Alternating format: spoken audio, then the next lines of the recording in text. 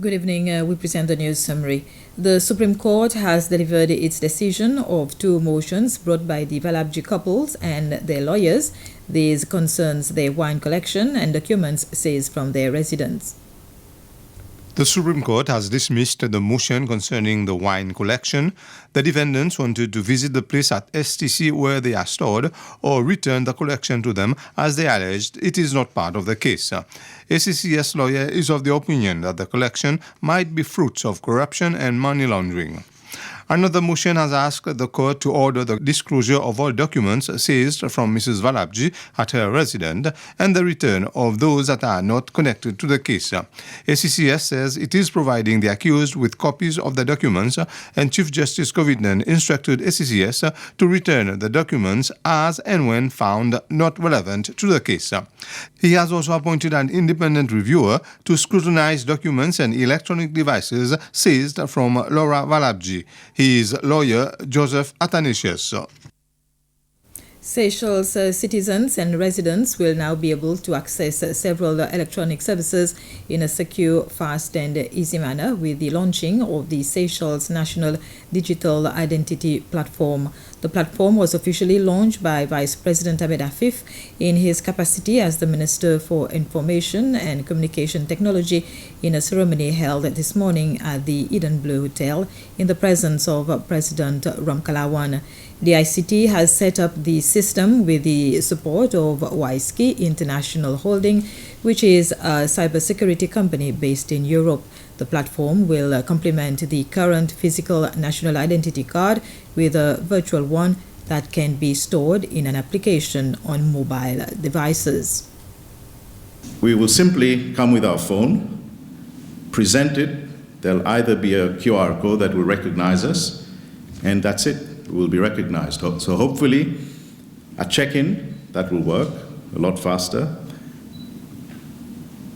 If we are doing online banking and we are creating a new account as a new customer and assuming the banks work with that and accept it, likewise, when you're asked for your ID online, a bit like what you do with WhatsApp and your computer, you will shine your phone onto the camera of your computer because you're sitting at home opening the account. It will recognize you and your account hopefully should be opened. But of course, for all of this to happen, it will require the collaboration of all other stakeholders. MROLEX Maritime Rule of Law Exercise is a new training that the United Nations Office on Drugs and Crime, UNODC, is hosting in the Seychelles under its Global Maritime Crime Program. Some 45 delegates from the Seychelles Coast Guard, the Maritime Police and civilian law enforcement officers, along with officers of the Mauritius and Kenyan Coast Guards, are attending the two-week regional exercise, the first of its kind. The exercise was launched by the Chief of the Defense Forces, Brigadier Michael Rosette, at the Coast Guard base at Perseverance this morning. A similar exercise will be conducted in French for a group of delegates from three French-speaking island states, the Comoros, Djibouti, and Madagascar. It's an implementation of a shift in focus this year to build on the substantial capacity building work that's been done around the region by UNODC and many other partners in recent years. In that shift, we're aiming to do two things. One, we want to take some time on the schedule that was previously dedicated to training and dedicate that to exercising skills that have already been trained on. Two, we're looking to integrate all the different types of skills that we've been training on over the years. So based on those big ideas, the MROLEX is targeted towards the signatory countries of the MASE, or Maritime Security Agreements, for participation in the Regional Maritime Information Fusion Center in Madagascar and the Regional Center for Operations Coordination here in Seychelles. It involves a simulated operation to practice all the skills needed for the whole process, to analyze information from a regional center, to take action at sea at the national level, leading up to successful legal finish and prosecution. All of these done with maintenance considerations and the availability of operational vessels taken into account throughout.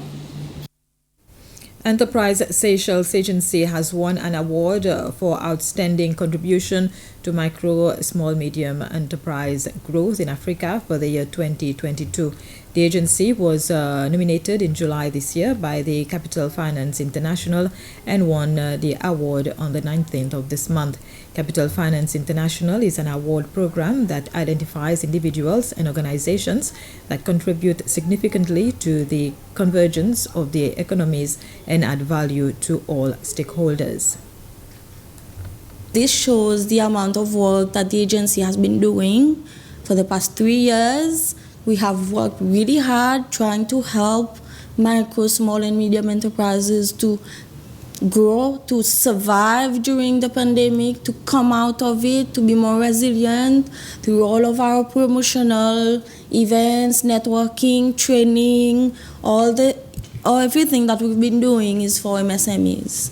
So today we thank them for all their support, all the partners, stakeholders in government, private sector, NGOs who have worked with us.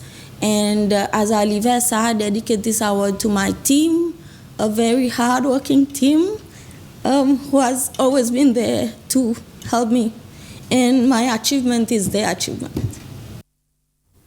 President Ramkalawan has sent a congratulatory message to the new UK Prime Minister Rishi Sunak following his appointment as head of the UK government on Tuesday, 25th October. In his message on his personal behalf and that of the government of Seychelles, the president said, quote, "I am convinced that under your capable leadership, the United Kingdom will rise to the challenges ahead and continue to be steered towards the path of success and greater prosperity," unquote. This was a news summary. Thank you for your attention.